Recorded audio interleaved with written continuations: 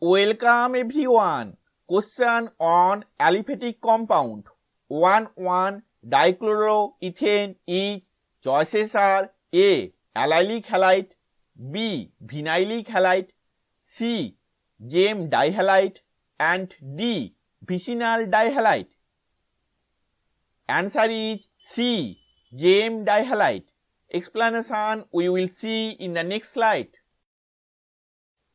In an organic compound, when two halogen atoms attach with a carbon atom, then it is called gem dihalide. In this compound, two halogen atoms attach with this pink carbon atom, so it is gem dihalide. This is the structure of 1,1 dichloroethane. Here two chlorine atoms attach with this pink carbon atom, so it is gem dihalide. Thank you for watching this video.